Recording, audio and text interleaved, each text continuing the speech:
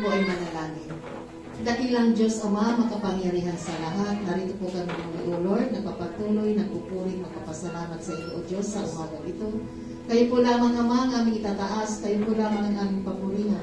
Kayo po ang aming Diyos na buhay namin pinagkatiwalaan sa lahat ng bagay.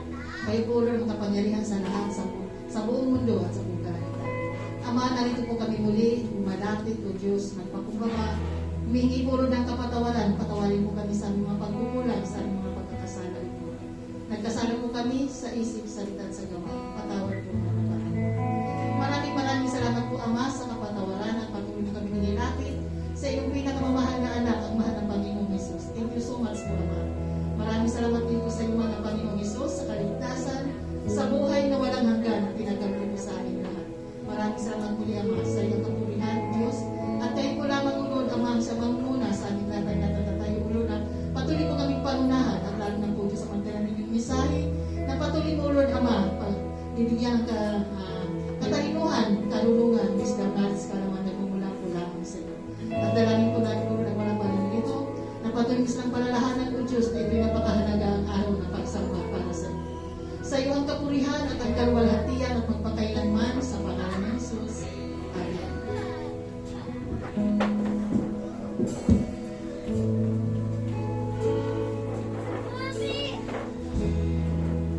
Patuloy kami lumalapit, Panginoon, sa umaga ito.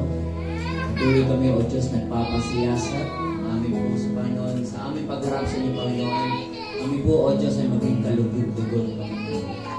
Marami pong salamat, O Diyos, sa umaga ito. Sa biyaya mo, sa pag-ibig mo sa amin.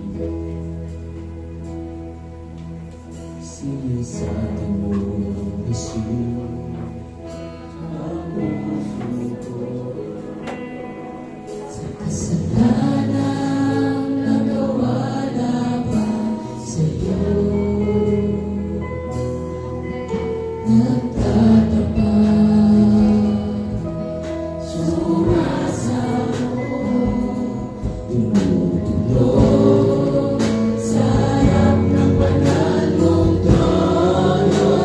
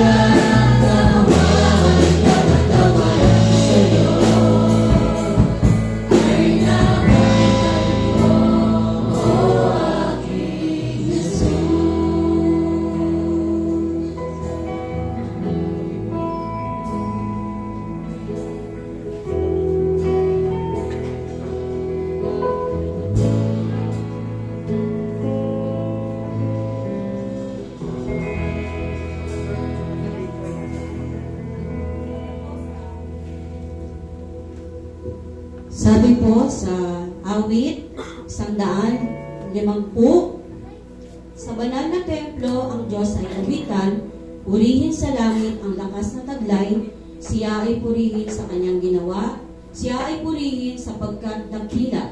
Purihin sa tugtog ng mga trumpeta, awitin sa saliw ng arpa at lira.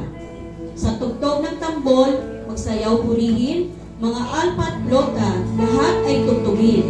Ang Diyos ay purihin sa tugtog ng pompya, sa lahat ng tugtog, sila'y papurihan. Purihin si Yahweh sa lahat ng ilan. Purihin si Yahweh. Hallelujah! Ang malakas sa malakpak, pagkagsamba sa ating Panginoon. Amen! Hallelujah!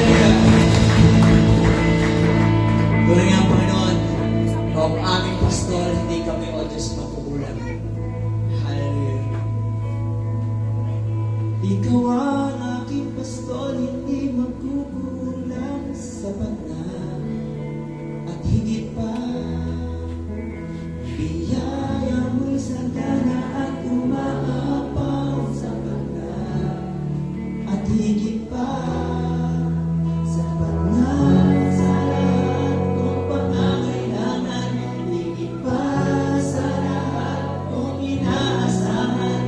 Wala na akong mahihiling pa, pagkat ika'y sapat na, ika'y sapat na. Sama, wala na akong mahihiling pa, pagkat ika'y sapat na, ika'y sapat na, at higit pa. Tapakan po natin ang Panginoon. Panginoon, ika'y sapat sa lahat ng bagay, O Diyos. Sapat na higit pa sa buhay po namin, sa lahat ng kailangan po namin, Ama. Salamat po, O Diyos. Salamat po, Panginoon. Patuloy po tayong magpuri. Salamat. Let's continue to worship the Lord.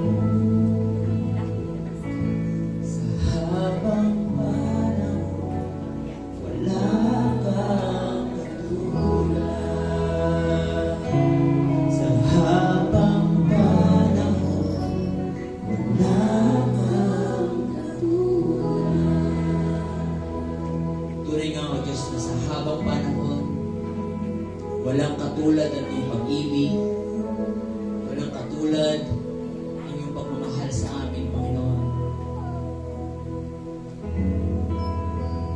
Maraming pong salamat sa iyo, Panginoon, sa umaga nito. Dahil sa iyo, O Diyos, kami malayang nakapagpupuri, malayang nakasasamba.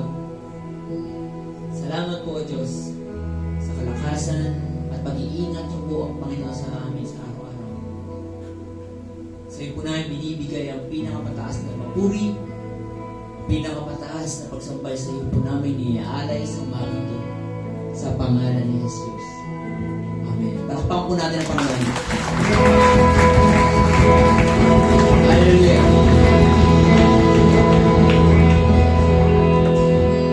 Amen. Para po sa ating tithes and offering, tawagin po natin si Sister Nel Privilegio.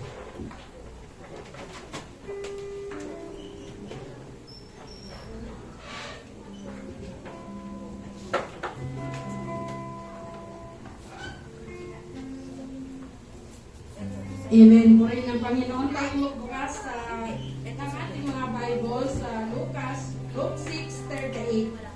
Sabi rito sa kanyang mga salita, "Give and it will be given to you.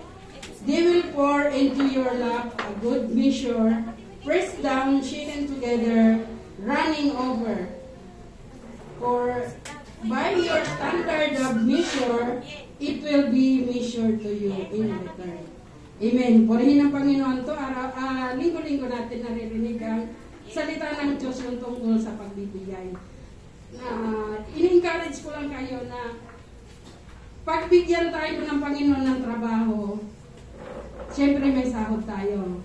Ang sahod natin, ang hinihingi niya ay 10%. Pero kung gusto mo, pwede mong dagdagan. Pero mayroon tayong ang ating tithes, itong red, at itong ating mission, tulong natin sa church at saka sa manggagawa, itong mission pledge. Ngayon, in-encourage ko kayo kasi sabi ng Diyos na ibabalik sa atin siksik, liglig at umaapaw pa.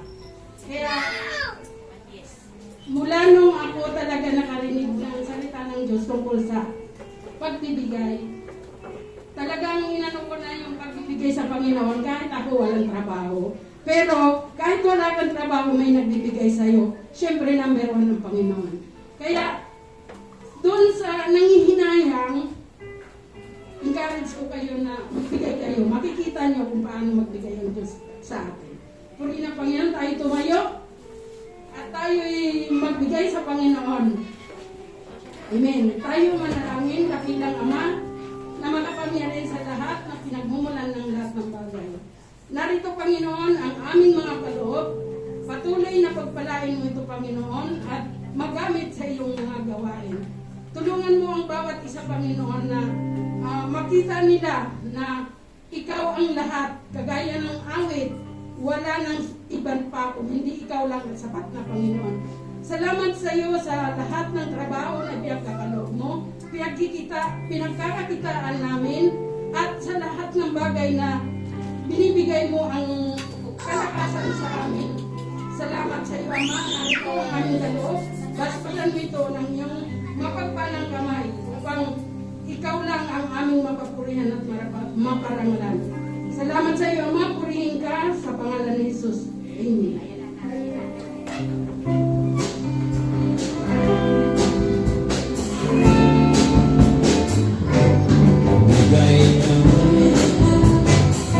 Somebody that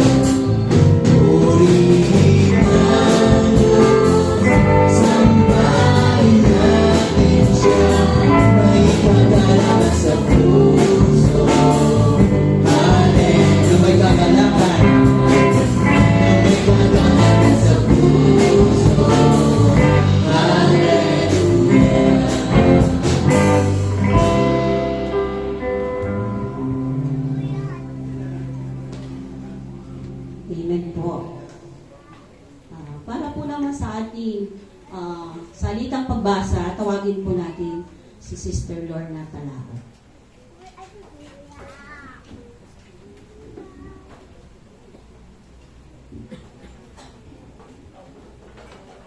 Ang ating salitang pagbasa po ay matatagpuan sa aklat ng pangalawang Pedro, chapter 2, verse 5 to 9. Inulit ko po, Pedro, chapter 2, verse 5 to 9. Salitan po tayo magbabasa, ako ang mauna, at sa verse 9 po tayo po isabay-sabay. Amen po pag nakita na po ang text. Verse 5. Dahil sa kasalanan ng tao noong unang panahon, ginunaw ng Diyos ang daigdig sa pamamagitan ng baha. Wala siyang iniligtas maliban kay Noe na nangaral tungkol sa matuwid na pamumuhay at ang 7 niyang kasama.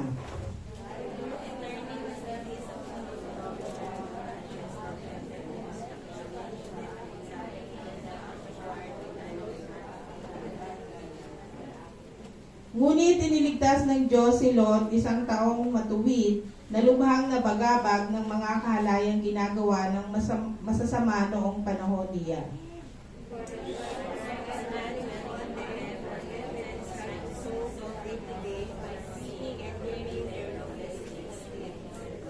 Sabay-sabay po tayo sa verse 9. Kaya alam ng Panginoon kung paano iniligtas mula sa mga pagsubok ang mga tapat sa Kanya, at kung paano paparusahan ang masasama hanggang sa araw na sila'y hatulan. Purihin ng Diyos sa pagkabasa ng Kanyang salita.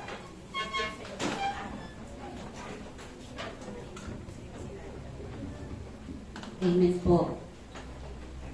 Para po sa ating mahalagang bahagi ng ating gawain sa araw na ito, tayo pong lahat ay manatiling nakaupo sa ating mga kinakaupuan at huwag po tayong patayo-tayo para po hindi tayo makadistract sa ating tagapagsalita. At ang ating pong tagapagsalita ngayong araw na ito, isa po sa ating associate pastor, Pastor Noli Piñarat.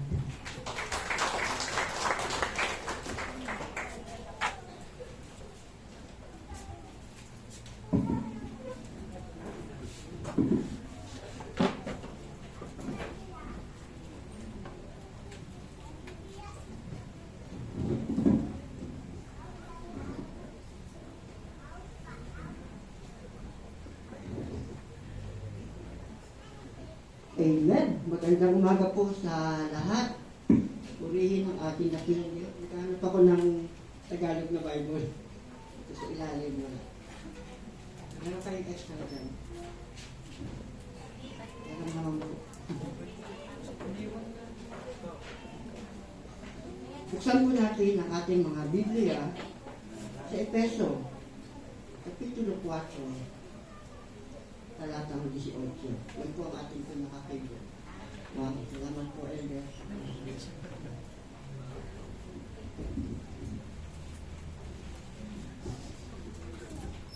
Efeso, Kapitulo 2, Kapitulo 4, talatang 18. Yan po yung ating pinaka-favorite. Basahin ko po yung mula sa talatang 17 ng Efeso Kapitulo 4 hanggang 24. Efeso Kapitulo 4 talatang 17 hanggang 24. Ganito po ang ating mababasa. Sa pangalan ng Panginoon, binabalaan ko kayo. Huwag na kayong mamumay tulad ng mga hindi sumasampalataya. Walang kabuluhan ang kanilang iniisip at wala silang pangunawa. Dahil sa kanilang kamangmangan at katigasan ng ulo, wala silang bahagi sa buhay na kaloob ng Diyos. Sila'y naging alipin ng kahalayan at wala na silang kahihiyan. Wala na siyang inaatupag, kundi pawang kalaswaan. Hindi ganyan ang natutunan ninyo tungkol kay Kristo. Napakinggan na ninyo ang aral ni Jesus at natutunan na ninyo ang katotohanan nasa Kanya. Talatang 22. Iwan na ninyo ang dating pamumuhay. Hubarin na ninyo ang inyong dating pagkatao na nasisira dahil sa masasamang pagnanasa. Magbago na kayo ng diwa at pag-iisip. At ang dapat ninyong isuot ay ang bagong pagkatao na nilikhang kalarawan ng Diyos at nahahayag sa matuwid at banal na pamumuhay ayon sa katotohanan. Amen. Tayo po ay manalangin. Samahan po ninyo ko sa maikling panalangin ito. Tunay na ikaw ay banal, buhay at makapangyarihan.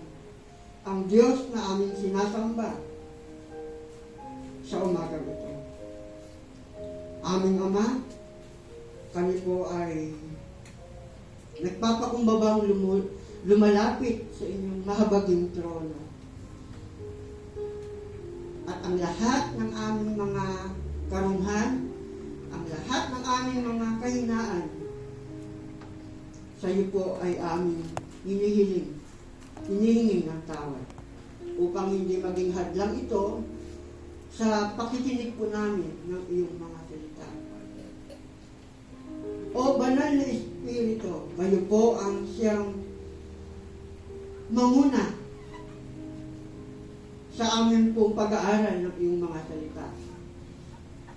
Ikaw po ang magturo, ikaw po ang magpaalala sa puso ng bawat isa sa amin ang iyong mensahe. Kami po ay handang makinig. Kami po ay handang isapamuhay ang aming mga matututunan na mensahe mo sa umaga ito. Kaya naman ang apat na sulok ng iglesia ito, maging sa iba pa po namin kapatiran, ang iyong presensya po ang siyang aming maranasan sa aming pagsamba sa umaga ito. Maraming salamat po sa iyo, Ama. Ito po ang aming dalangin sa pangalan ng dakilang Panginoon Jesus.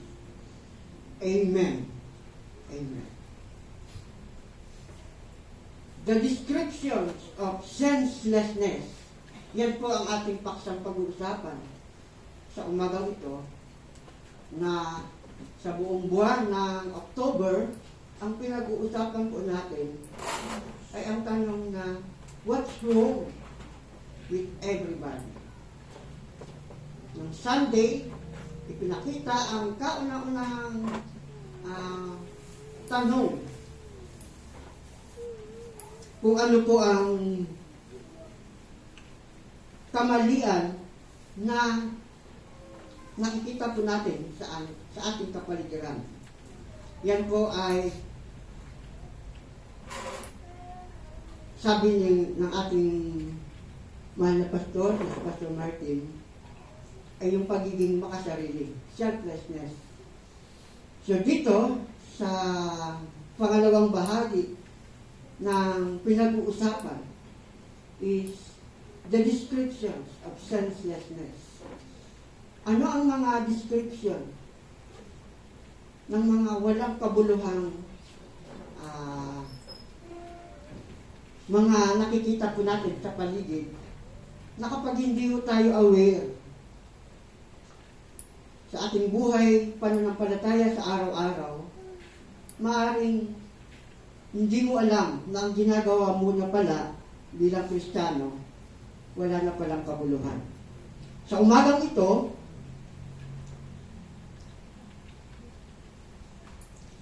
the church age began at Pentecost, according to Acts chapter 2, bigyan ko po muna kayo ng kunting background na kung saan ay si Pablo ang sumulat po nito. Ang mga babae sa pangunguna ng ina ni Jesus, si Maria, kasama ng kanyang mga kapatid, nagsama-sama upang manalangin. Acts chapter 1 verse 14. Because of their united prayer, the Holy Spirit come. At dahil doon, nagsimula ang unang church ng iglesia. So, born in Jerusalem, the church spread rapidly through the ministry of the apostles and the early believers. Sa kabila ng mga persecution na kanilang naranasan, the gospel plane then spread to the other cities and nations. On 3 courageous journey, Paul and his associates established local church assemblies in scores of the Gentile cities. So one of the most prominent of those churches was at Ephesus. Ito po ang ating talata sa Efeso.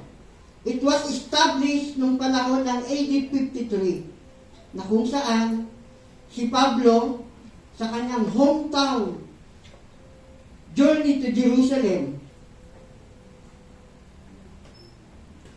At another time, Paul met with the Ephesians elders and he sent Timothy to serve their leader. There he was visited by messengers from various churches, including Tychicus at Ephesus. Paul wrote this letter to the church and sent it with Tychicus, not written to counter react heresy or to confront any specific problem. So Paul encourages all Christians must to be wise. Mga kapatid, lalo sa ating kapanahon ngayon. Dynamic Christian living. As a new community, we are to live by Christ's new standard. Mga kapatid. So the purpose of this writing, of this message, is to strengthen the believers in their Christian faith by explaining the nature and purpose of the church, which is the body of Christ. Sa mundong ating ginagalawan, at tayo po ay nasa championship ng ating buhay. There is human race and only one race. That is humanity. Mga tao, tayo po. And how to describe the description of human race. Sa buhay ng tao, may dalawang mapakikilanlan. Ayon sa Biblia, ang salita ng Diyos. Ating mababasa at makikita. So, nandiyan po yung ungodly people and righteous people. Andiyan po yung there is family of Satan and family of God. Andiyan po yung not serving God at naglilingkod sa Panginoon. Andiyan po yung wicked people and then righteous people. Andiyan po yung human wrath and human mercy. May bad people, may good people. That is human race na makikita po natin. May sumasamba sa Diyos-Diyosan at may sumasamba sa tunay na Diyos. Merong hindi sumasampalataya sa Diyos at merong sumasampalataya sa Diyos. So, sa buhay nating Kristiyano, saan tayo makikilanlan?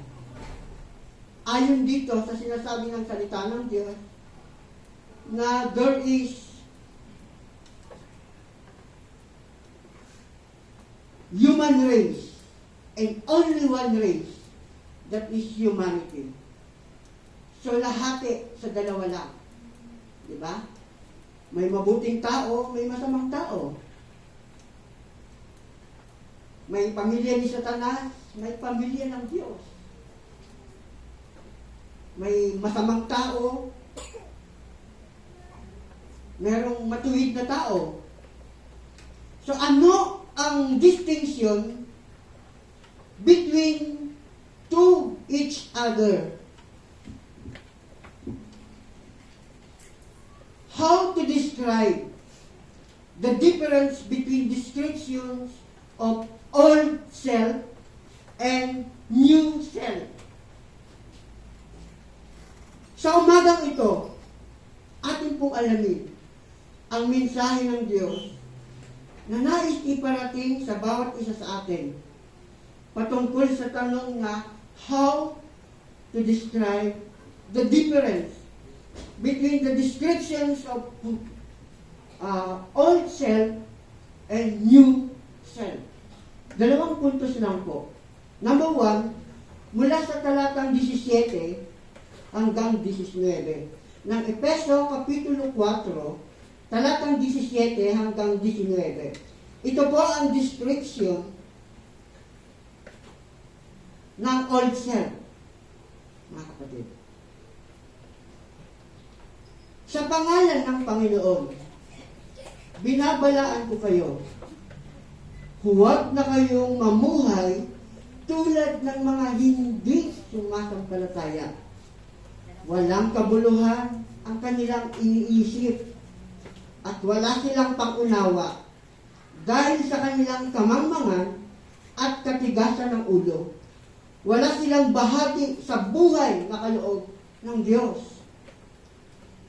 Sila'y naging alipin ng kahalayan at wala na silang kahihiyan. Wala na silang inaatupag kundi pawang kalaswaan. This is the describe the whole world in sin. That is death. That is the old self. So, the perfect human metaphor about old self, about death, about sin, matatagpuan po natin sa Ephesians chapter 2, verse 1 hanggang 3. Ephesians chapter 2, verse 1 hanggang 3.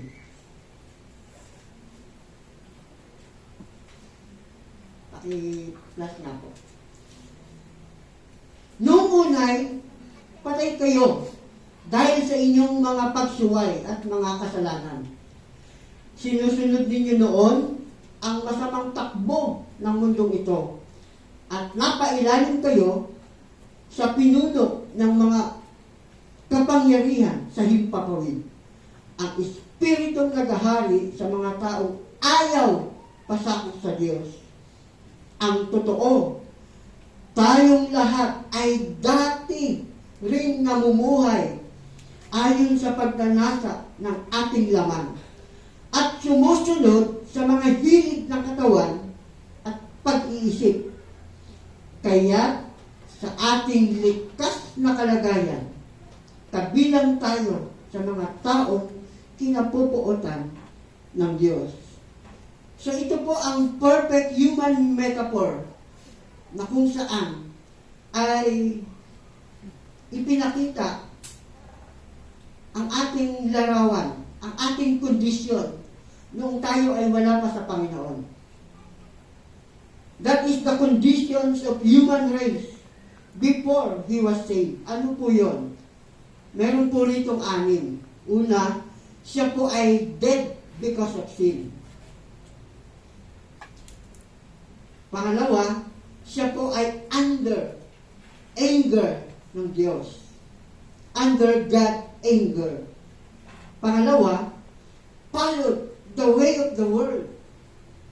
Sumusunod kung ano ang trending ng mundo ngayon. So kapag ikaw ay nabibihag o natatalo ng trending ng mundong ito, baka ito ang description ng iyong buhay. Sa harapan ng Diyos, makasalanan ang tao ito.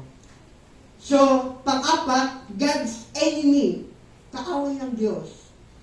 Pang-5, enslaved to the evil,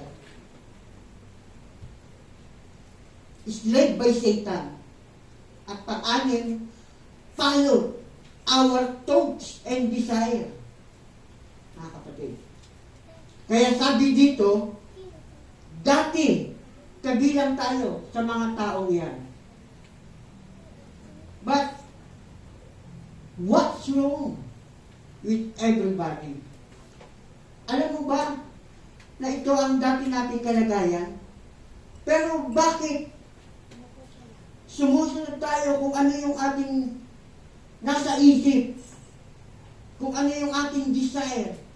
Because ikaw ay punong-puno ng mga alalahanin sa paligid. So, sa verse 18 ng ating paksang pinag-uusapan ng Efeso Kapitulo 4, dito po natin makikita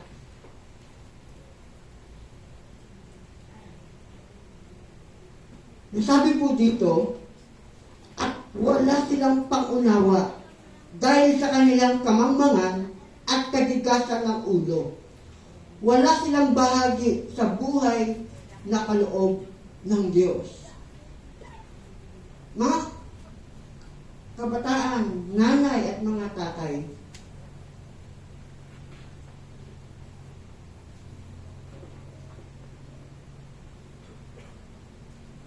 pag-aralan po natin, baka po matigas ang ating puso. Baka po lumalakad tayo sa kadiliman.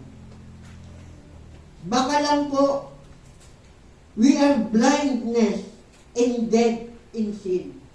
Hindi natin napapansin dahil sa ibinuhos na ang lahat ng kapangyarihan ni Satanas para ang mga elect, ang mga mananampalataya na nag-aakala na tama ang kanilang ginagawa, pero sa pang-araw-araw na buhay, sabi ng Biblia, maging ang mga elect ay pwedeng madaya. So, ang resulta ng ganitong kalagayan ng isang tao sa harapan ng Diyos, kapag siya po ay hardness, kapag siya po ay darkness, kapag siya po ay close their minds, matigas ang kanyang puso. Siya po ay blindness in dead in sin. Sabi ni Pastor Martin, nagiging makasarili. What's wrong with everybody, mga mananampalataya? So ang resulta ng ganito pong kalagayan ng tao is judgment. So this is the describe the whole world in sin. That is death. So, suriin natin, mga kapatid, at pag-isipan po natin, tayo po ay nakalasap na ng biyaya ng kaligtasan. Baka hindi mo napapansin, baka hindi natin napapansin na inaakala natin tayo'y nakatayo. Ang ating pananampalataya, yung pala, lugmok, nasa kasalanan. Bakit po? Dahil po sa paligid, kapaligiran ng ating buhay. So ano po ang application? Christian should be able to see a difference between Christian and non-Christian because of the way Christian live today. Kaya nga sabi sa verse 20 at 21 ng Efeso Kapitulo 4, hindi ganyan ang natutunan ninyo tungkol kay Kristo. Napakinggan na ninyo ang aral ni Jesus at natutunan na ninyo ang katotohanan nasa Kanya. So nakita ni Pablo sa kanyang hinaharap, kaya binalaan niya tayo na sa ating kasalukuyang pamumuhay na ngayon, dahil sa trending ng kapaligiran, ay hindi natin napapansin na baka, mga kapatid,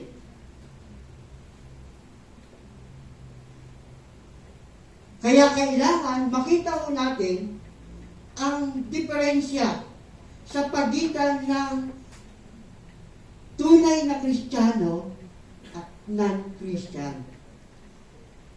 Sa dahilan, yung karamihan ng pamumuhay na ngayon sa ating kapaligiran. Sipin mo, pastor, na nagsasabing okay lang sa handaan na may alak. What's wrong with everybody? Diba? Nagsasabi kang mananampalatayang kabataang Kristiyano, pero ang tigas ng ulo mo. Sa katigasan ng ulo mo, diyan ka tuloy napapahamak. Dahil sa hindi mo pakikinig sa iyong mga magulang, anak, mag-ingat ka sa pagbumotor. Baka kang madisgrasya. Dahil sa hindi mo pakikinig sa magulang mo at katigasan ng iyong ulo, ilagay mo sa utak mo, no? Ang 160 km per hour. Naku ka, parang lumilipad dito. So dahil doon, anong nangyari? Aksidente ka. Kinuha ka ng maaga ni Lord. Yan po ang mangyayari sa mga anak na ayaw makinig sa mga ipinapangaral ng magulang. Tama po ba mga magulang? Amen. Dami kong kakampi. So what's wrong with everybody, mga kabataan? Sinasabi ng magulang mo,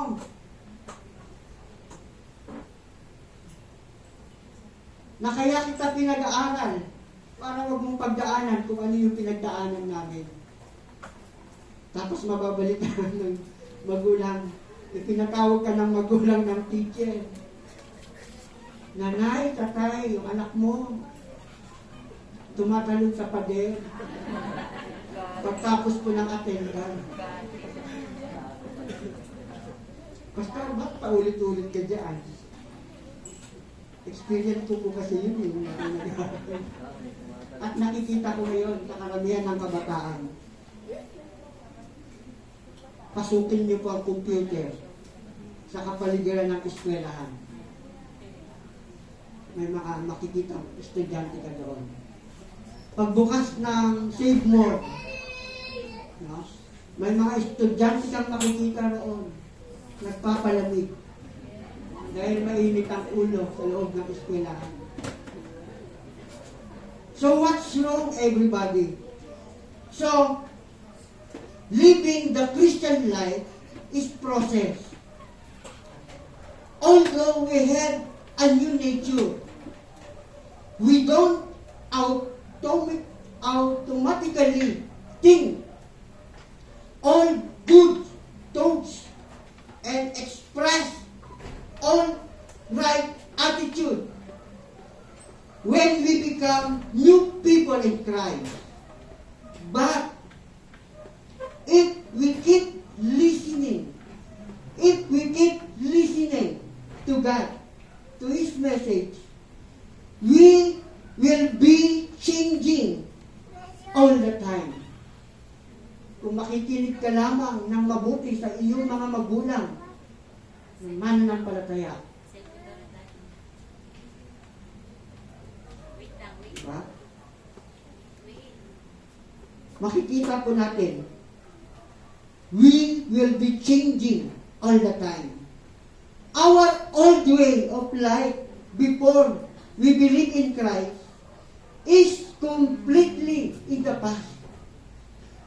We should put it behind us like old clothes to be thrown away.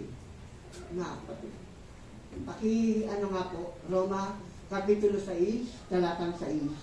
Romans chapter 6, verse 12. Sabi po doon,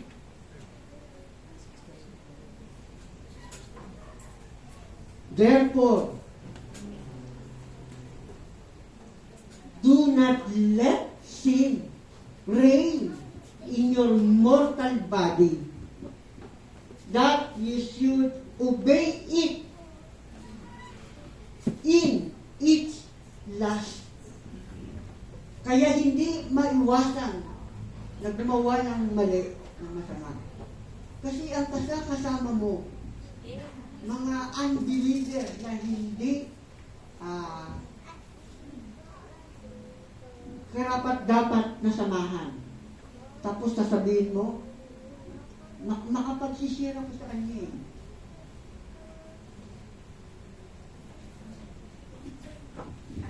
Na dati kong kalagayan ng dati, dahil mahal ko ang aking mga kaibigan, kaya nakikisalamuha ako sa kanila.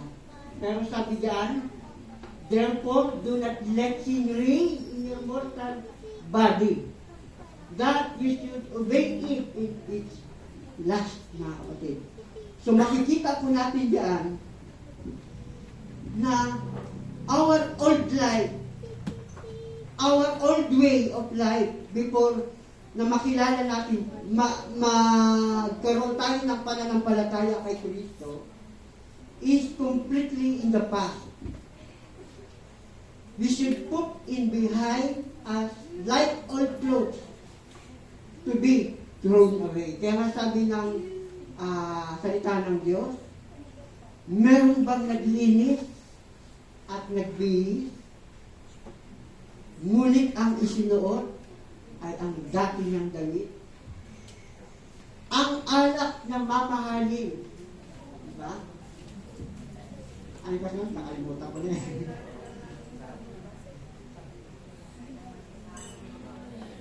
Kung sa kapayan ay isalin. Diba? Yung luma na yon, hindi ba masisira yung kapayan? So, ang message na ito ay ini-encourage po tayo na maging mapagsuri po tayo sa ating buhay pananampalataya. So kaya sabi po rito sa mga talatang ito, dati kabilang tayo. sa mga taong kinapupuotan ng Diyos.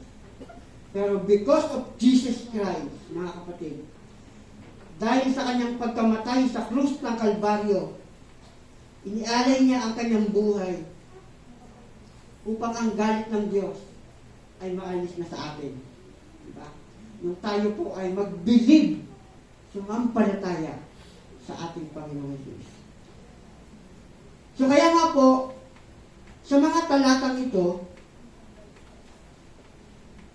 sabi sa verse 21, napakinggan na ninyo ang aral ni Jesus at natutunan na ninyo ang katotohanan ito nasa Kanya.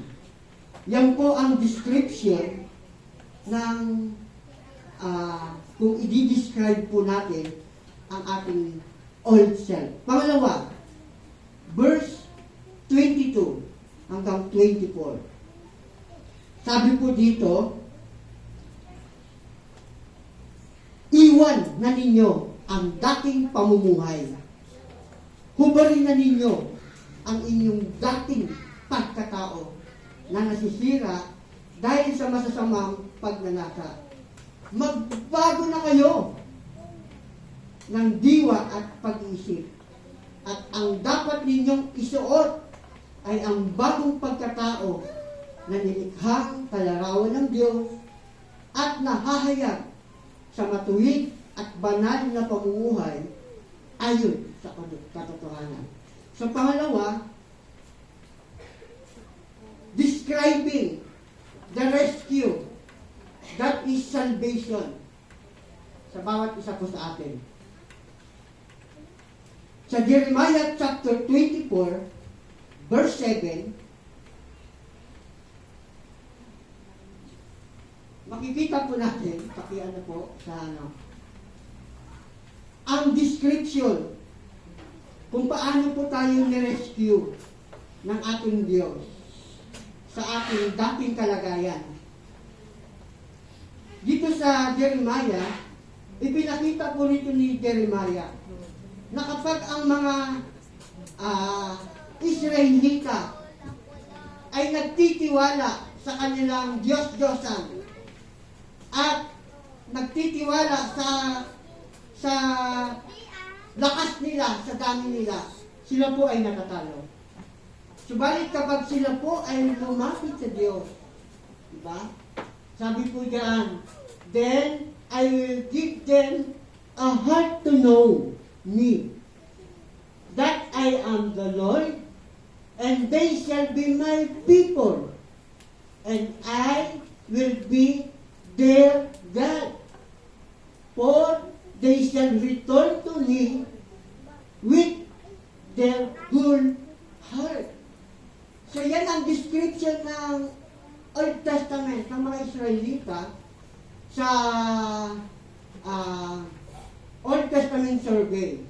Na tuwing sila magtitiwala sa kanilang gamit pagdating sa labanan. Sa tuwing sila sumasamba sa Diyos-Diyosan, ang Diyos ay galit na galit sa kanila. At sa labanan, sila po ay natatalo.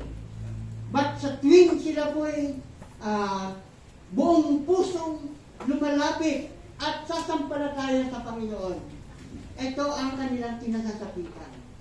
They rescue at ililigtas po sila ng Diyos. Okay? Na kung saan, ipinakita po diyan sa talatang yan na ang salvation is a radical transformation sa bawat isa po sa atin.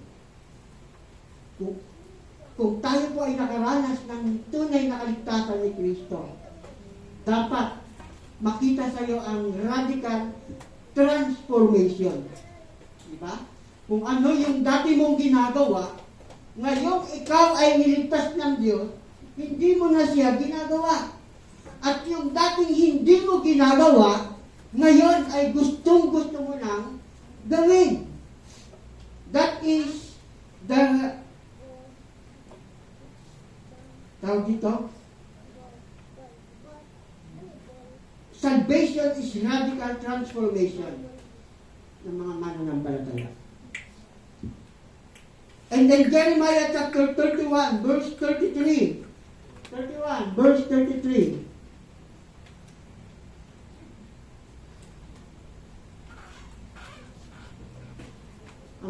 Hanggang 30 po yan. But this is the covenant that I will make with the house of Israel after those days, says the Lord. I will put my law in their minds and write it on their hearts. And I will be their God, and they shall be my people. Verse 34. No more shall every man teach his neighbor, and every man his brother, saying, Know the Lord, for they all shall know me, from the least of them to the greatest of them, says the Lord, for I will forgive their iniquity, and their sin I will remember no more. Yan ang salvation na ibinigay sa atin po, mga mananampalataya. Pinatawad na tayo ng ating Diyos sa ating mga kasalanan. We are righteous sa Diyos. Kaya tayo pinapakinggan ng Diyos sa ating mga dalangin. Dahil tayo po ay tinuwid ng Diyos sa pamamagitan ni Kristo Jesus na ating Panginoon. So dapat, ang salvation is a radical transformation. Pangalawa, dramatic moral transformation sa ating buhay. Ano po yun? Hear the word of God. Gustong-gusto niya na pakinggan ang salita ng Diyos. Grasp the word of God. Diba? Yung may pagnanasa siya na magbasa at magbuklat ng salita ng Diyos. Yan po ang isa sa pagbabagong ginawa ng Diyos sa atin. So what's wrong with everybody? Bakit hindi mo babuksan ang Bible mo? Alam mo ang kailan? Natatalo ka ng social media. Kaya hindi mo mabuksan-buksan ang Bible mo dahil ang una mong hinawakan ay ang cellphone mo. At dahil doon, naubos na tuloy yung oras na itinakda mong magbabasa ka ng Bible. Bakit hindi mo na ilayo yan? Kapag dumating ang time na naglagay ka ng oras para ka manalangin at magbasa. Pwede ba muna natin ilayo, mga kapatid? Ang ating cellphone, o kaya patayin sa oras na yun. Nag-set ka, Pastor, kailangan ko kung ano tawag doon? Mapakinggan ang aking cellphone, yung kanyang ringtone. Nag-set ko kasi ako ng alas 4 ng madaling araw, gigising ako. Kaya kailangan ko muna, Pastor, hawakan yung aking cellphone. Dahil papatayin ko po yung alarm clock.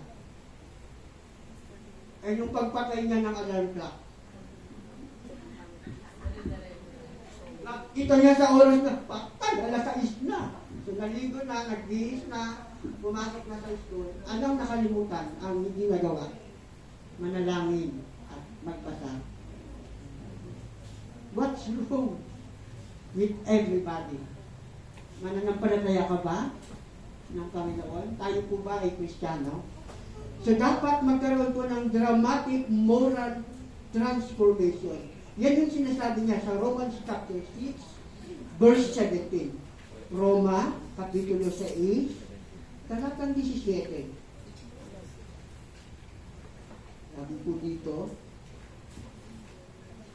ngunit salamat sa Diyos, kayong dating mga alipin ng kasalanan ay taos-pusong sumunod sa katotohanan na nasa aral na ibinigay sa inyo.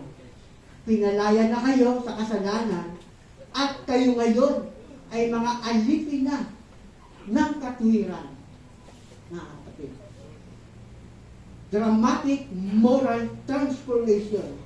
Gustong-gusto niya nang makinig, pakinggan ang salita ng Diyos. Gusto niyang parang sanggol na nangangailangan ng gatas. Diba? Na gustong-gustong dumede sa kanyang gatas. That is the word dramatic moral transformation sa bawat isa po sa atin. And then salvation is a complete transformation. Makita po ang good testimony. Kapatid. No? Yes, hindi natin pwedeng basta na lang iwasan ang mga unbeliever. Ang dapat lang natin iwasan sa kanila ay ang kanilang mga maling asal, ang kanilang mga maling ginagawa. Subalit pwede tayong makisalamuha sa Kanya in order na maipakita po natin ang ating good testimony. Okay? That is, salvation is a complete transformation. Yan yung sinasabi niya sa ating binasang salitan kanina, mga kapatid. Sa ikalawang Pedro, Kapitulo 2, talatang 5 hanggang 9. No? Na si Noe at ang kanyang mga anak lamang, ang kanyang pamilya, ang naligtas. At ang mga nasa paligid po nila ay nangamatay lahat ng tubig na baha. Ganun din si Lot, di ba? Na iniligtas ng Diyos si Lot, pero yung Sodom at Gomorrah, pinatay ng Diyos. So, dalawang humanity lang ang makikita natin sa Biblia. Di ba? Yung matuwid at yung hindi matuwid.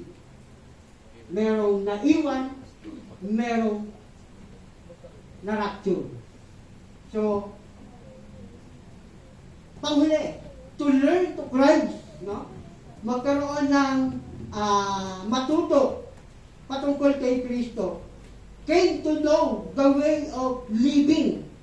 And then transformation, you learn from the saving of the gospel. Diba? Sabi sa Deuteronomy chapter 13, verse 6 hanggang 8, pakibukas po ninyo. Pakian po dyan. Okay. So, if you brothers, the sons, chapter 30 po, Deuteronomy 30.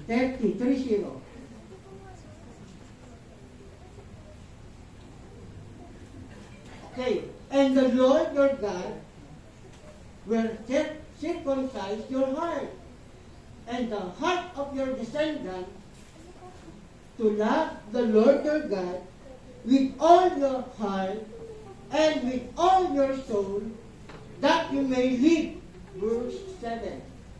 Also the Lord your God will put all these curses on your enemies and on those who hate you, who persecuted. Okay. So, matuto tayong mag-aral ng salita ng Diyos. Matuto tayong alamin natin ang the way of living ng isang Kristiyano.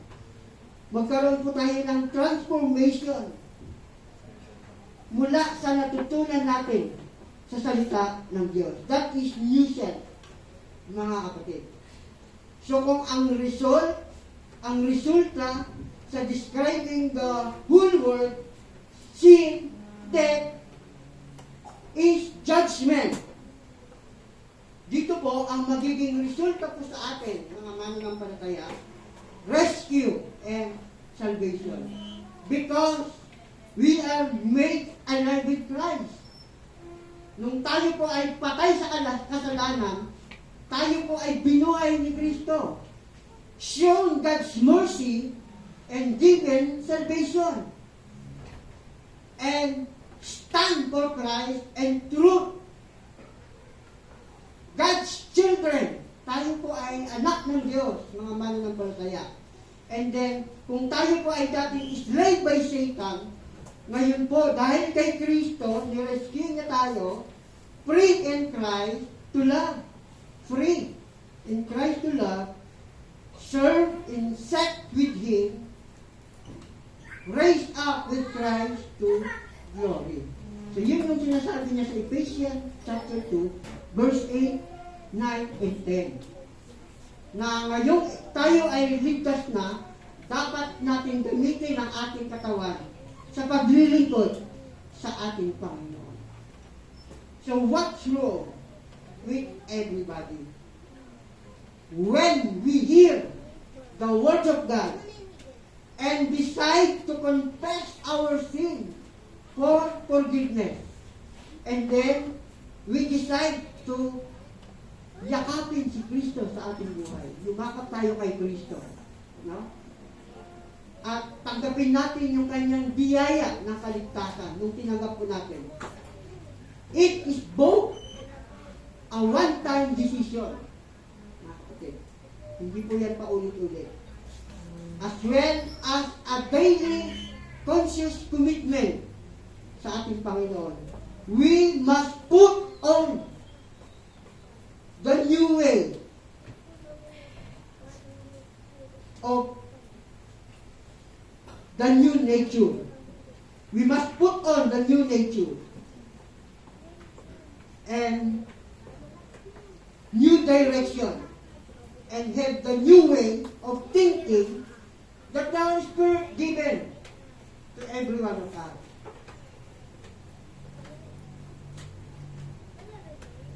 Kaya napaka-importante na maintindihan natin kung sino yung ating pinaglilingkuran at ano ngayon tayo sa harapan ng Diyos.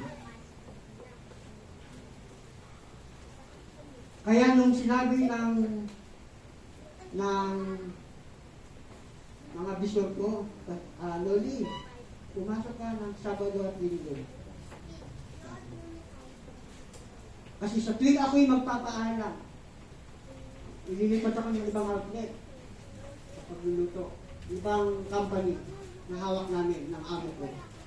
Magpapaalam agad ako sa supervisor. Sabi ko, ma'am, hindi po ako papasok ng Sabado at Linggo. Bakit? Pastor po kasi ako. Kailangan ko po maglingkod at sumamba sa Diyos. Ay, ganun ba? And then, kinabukasan, tatawag sa akin yung may-ari. Noli, punta ka doon sa Batangas. Kinabukasan yun, ha? Punta ka doon sa isang outlet natin sa Batangas. Doon ka mag-report. So, report naman ako doon. And then, pagpasok ko, ito agad ang sinasabi ko, ma'am, hindi po ako papasok ng Sabado at Linggo. Kinabukasan, tatawag ka naman. Noli, dito ka sa Technopark. Yan, sa outlet natin. Sa loob ng isang linggo rin ako pinalipat-lipat. So kaya, nag-decide ako, kinausap ko yung amo ko. Ma'am, maglilib po muna ako. Bakit? Gusto ko po munang mag-isip-isip. Mag-isip-isip. So, since July 15, mga kapatid, hanggang ngayon, hindi ko ako ginutom ng Diyos. Kahit wala po kong siguradong sinasahod. So, hindi ko po kayo ini-encourage sa mga nagtatrabaho. Nabitawan ninyo ang inyong trabaho para sa Diyos. Pero hindi ko rin kayo ini-encourage. Nabitawan ninyo ang Diyos para sa inyong trabaho. Oo nga, meron tayong blessing. Meron tayong work. We are blessed. Diba? Malaki ang ating kinikita. Pero kung ang trabaho po natin at ang schedule naman natin ay puno-puno na, ang lugar naman ng Diyos, ang para sa Diyos, ay paliit ng paliit. Kapag ang puso mo pulong-pulo na ng mga bagay, ang tanong, saan mo ilalagay ang Diyos? We must have to empty out that space at magkaroon po tayo talaga ng lugar sa puso po natin na hindi pwedeng galawin. Magkaroon po tayo ng boundaries, mga mananampalataya, mga Kristiyano. Kaya ako, alam ko ang pagkatawag ng Diyos sa akin. Alam ko na ako'y Kristiyano. Kaya ang boundaries ko na ang Sabado at Linggo para sa Diyos.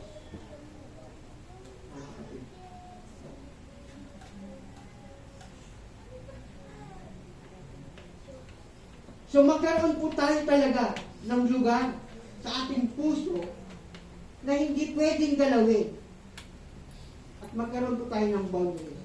Kasi kung hindi mo iyan gagawin, kung hindi po natin yan gagawin, ma-overwhelm tayo ng blessing. Kaya pati Linggo, wala ka na rito. Hindi ka na sumasamba. Kasi malaki ang sahod pag-araw ng Linggo. So makakalimutan mo na ang blesser, ang Diyos, na nagbibigay ng blessing. At dahil nakalimutan mo na ang Diyos, so hindi mo na tuloy napipil yung blessing at all. Bakit? Pagdating ng sahod, nandiyan na rin ang mga bayarin. Sabi, nakita ko sa Facebook, ang sweldo niya, 7,000. Ang kanyang bayarin, 7,200. Nagkautang pa ng 200. Diba? Tapos nakita ko pa yung unggoy na nagkakape. Diba? Kaya nagkakape kasi yung sahod niya, ubus na. Ang natira na lang sa sahod niya, pambili ng Nescafe 3-in-1. Pastor, nag-cellphone ka pala eh. Pero mga mabubuting bagay, sabi ng Biblia, pulutin mo yung mabuting bagay, itapon mo yung mga hindi maganda. Okay? So, oo nga, mga kapatid, may trabaho ka. Pero pulong-pulo naman ang iyong oras. Ang oras mo sa trabaho. Ang tanong, magiging blessing ka pa rin ba sa pamilya mo? Magiging blessing ka pa rin ba sa Panginoon? Hindi na. Bakit? Kasi na-prioritize mo ang mundo. You will never know the fullness of blessing in your life. Ulitin ko po. You will never know the fullness of blessing in our life if you love the world and the things in the world and the lust of the flesh, lust of your eyes, di ba? Dahil sa kakapanood mo ng TikTok, Lazada, ano pa, Shopee, hindi mo matiin ito, ang ganda nito, pag nag-sell mo, in-order mo ngayon. Tapos, nanood ka na naman ng TikTok. Wow, ang ganda ng sapato. In-order mo na naman. Bago pa yung salasit mo. Dahil nakita mo sa cellphone, sa Lazada, ang ganda ng salasit. Mura, buy one, take one. So, in-order mo. So, nung dumating ang mga due date, ang mga in-order mo, nakita mo yung pera mo. Kulang. Kukunin mo. Lord, kunin ko muna yung sa tithes. Babalik ko na lang po pag okay? Boastful in the pride of life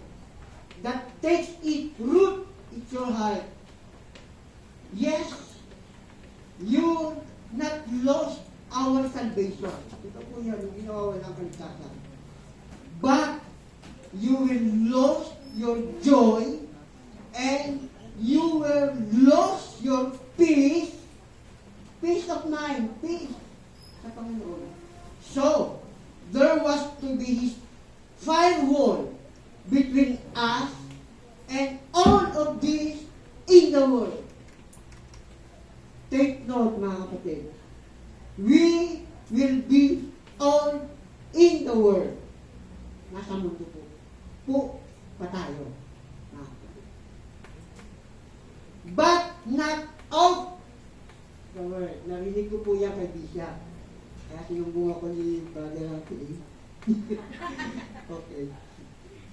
That the world, so we must refuse, adapted, i-refuse po natin. Huwag po natin i-adapt yung mga thinking. Okay? Huwag po natin i-embrace. Huwag po natin yakapin. Huwag po tayong magpatukso. Bakit ka natutukso? Kasi ayaw mong lumayo sa tukso eh. Ayaw natin lumayo. Diba? Nasasatisfied tayo. Diba? Kahit wala kang kausap sa paligid mo. Nakaupo ka sa jeep, tapos bigla ka na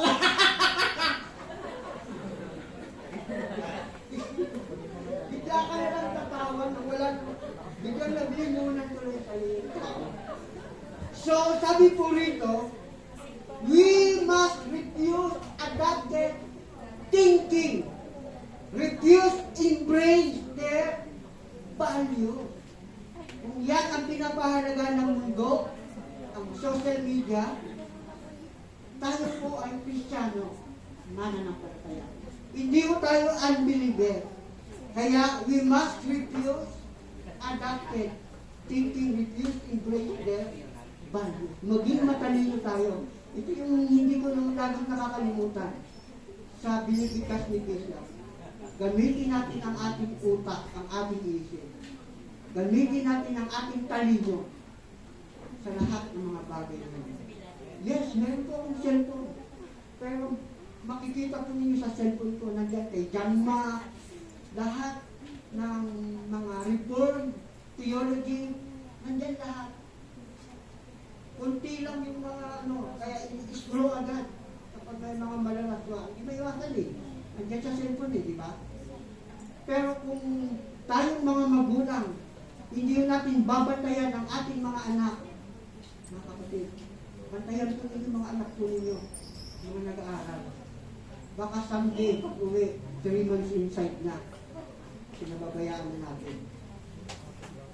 Baka iniisip natin, graduate na yung anak ko, araw-araw sa kumain, tapos nung graduation, malalaman mo, hindi siya kasama sa graduation. Kaya, mga mananampalataya, paalala po sa akin itong mensahe ito.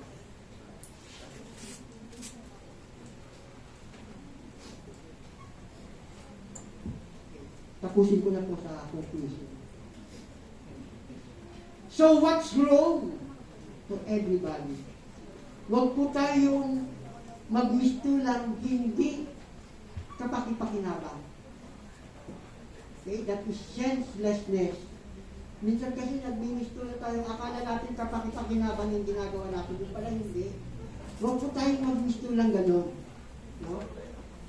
Sa harapan ng Diyos. Because God provide His Holy Spirit to enable us to live this way. This way. To utilize the Spirit's power. We must lay aside our evil desire and drawn on the power of His new life sa ating buhay. Submit your will to Christ and seek to love others. So what's wrong with everybody? Kay Pastor Martin ay selflessness. Today, sa umagang ito, is senselessness. Amen. Ayun po na lang. Makapangyarihang Diyos, salamat po sa iyong paalala sa amin. Maraming salamat po sapagkat napakabuti niyo po sa amin. Mahal niyo po ang inyong mga tunay na anak, kaya pinapaalalahanan niyo po kami everyday sa pamamagitan ng iyong salita, sa pamamagitan ng iyong mga tunay na lingkod, sa pamamagitan ng katotohanan natakpuan po namin kay Kristo sa aming Panginoong Jesus. Kaya naman, Banal na Diyos, tulungan niyo po kami. Bigyan niyo po kami ng lakas upang mapagtagumpayan po namin ang kasalanan sa aming kapaligiran. Tulungan niyo po kami na mag-ingat. Tulungan niyo po kami na magpakasipag sa iyong gawain. Diyos, salamat po. Ito pong aking dalangin sa tanging pangalan ng aming dakilang Panginoon. Amen. Amen.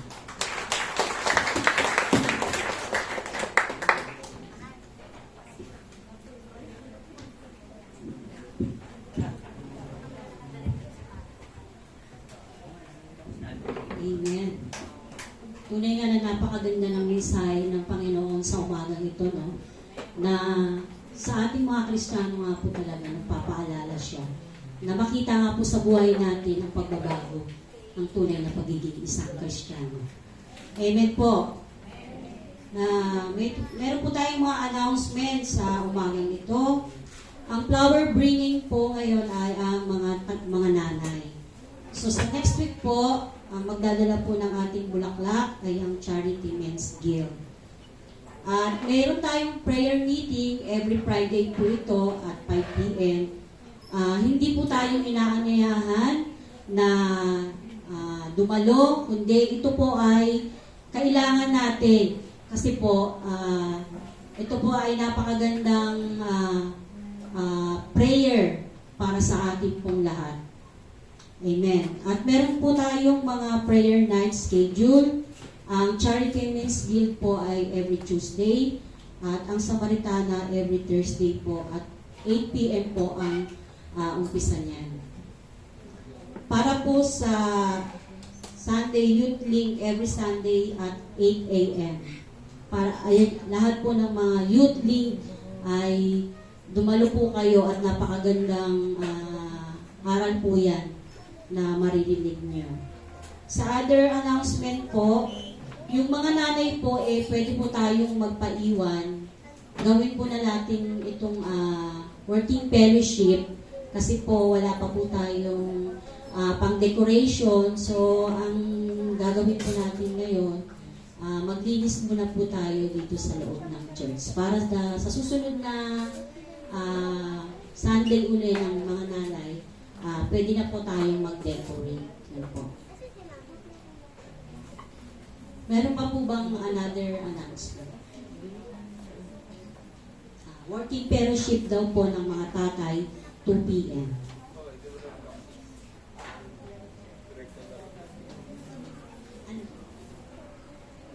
Ano daw pong gagawin ng mga tatay mamaya?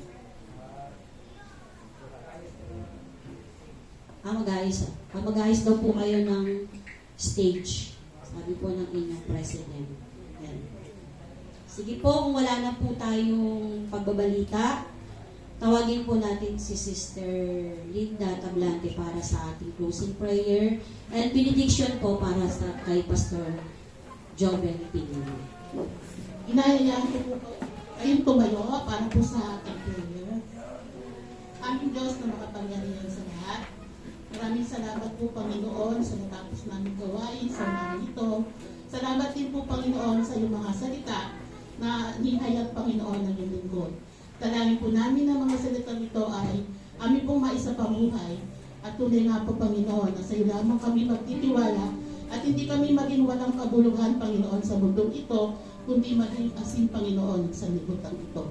Kami po ang magliliwanag Panginoon sa kapaligiran. Salamat po Panginoon at maging sa aming pag-uwi. Dalangin po namin na ingatan niyo po kami sa pagpunta sa aming tahanan, sa aming pag-uwi, nabatatan namin ang aming tahanan na may pag-ibig at kapayapaang nagbubuhat lamang sa iyo.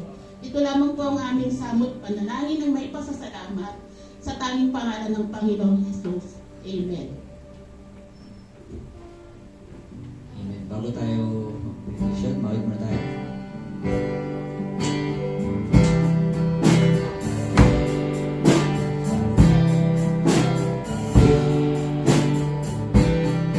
To the Lord our Savior,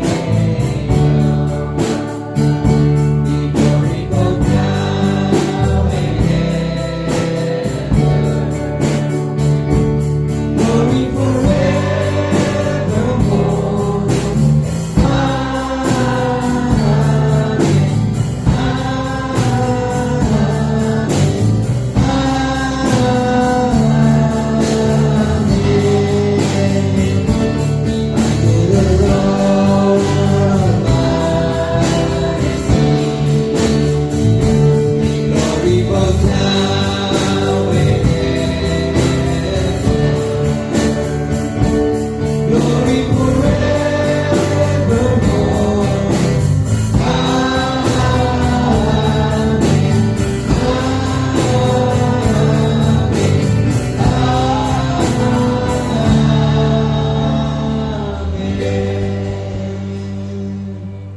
Sa Kanya na makapag-iingat sa inyo upang hindi kayo magkasala at makaharap sa inyo na walang kapintasan at may malaking kagalakan sa Kanyang kalwalatian. Sa isang Diyos na ating tagapagligtas, sa pamamagitan ni Jesucristo na Panginoon natin, sa Kanyang kalwalatian, katakilan, kapamahalaan at kapangyarihan mula pa noong una, ngayon at magpakailanman. Amen. God bless you po. Mamaya po natin ang kalabi natin.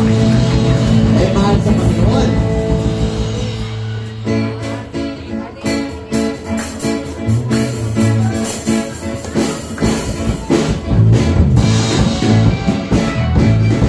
God bless you po. Yung mga magpapaiwan po na nanay. Yan.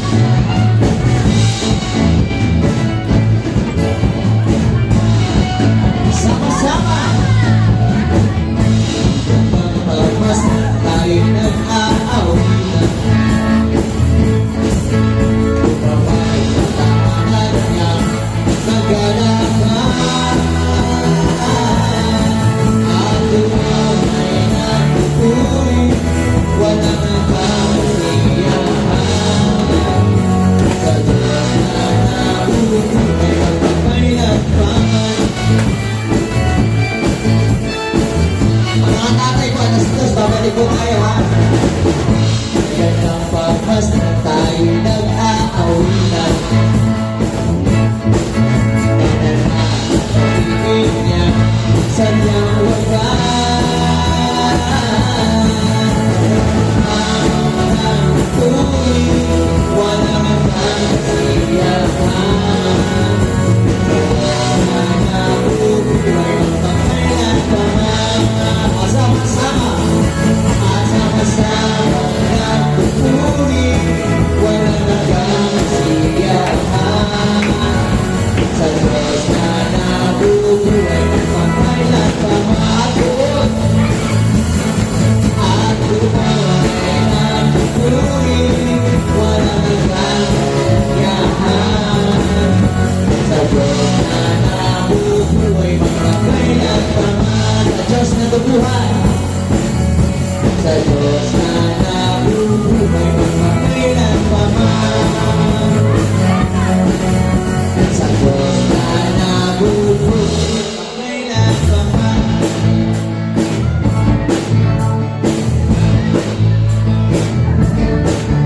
Amen. God bless you po. Mamaya po alas 2 yung ating training. Okay, tuloy po tayo.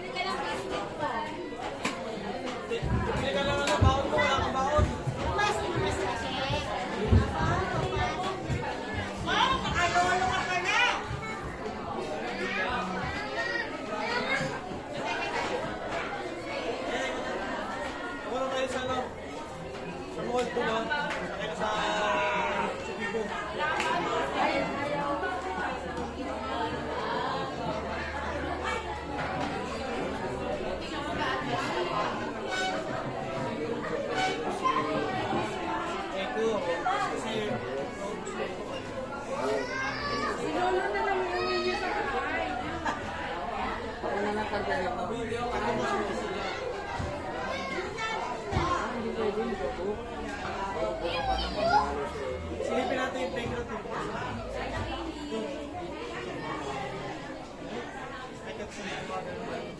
Ay, mag-playground.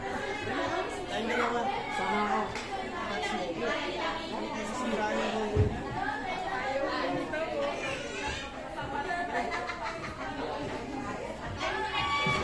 Hulog natin yung mga points. Hulog mo doon, tapos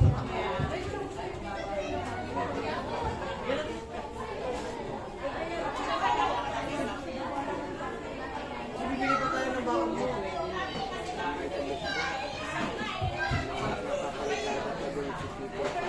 Pagkatapos sa bahay niyo,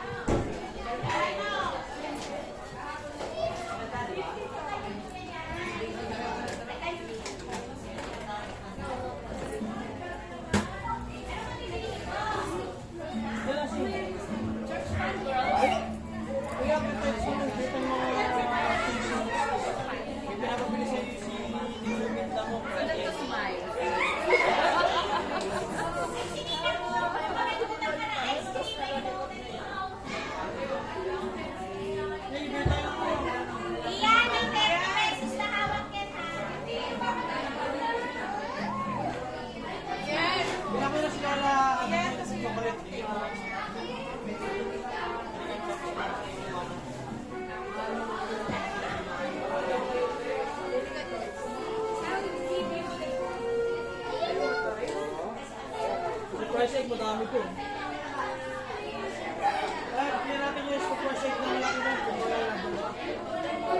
malaki yung ipin.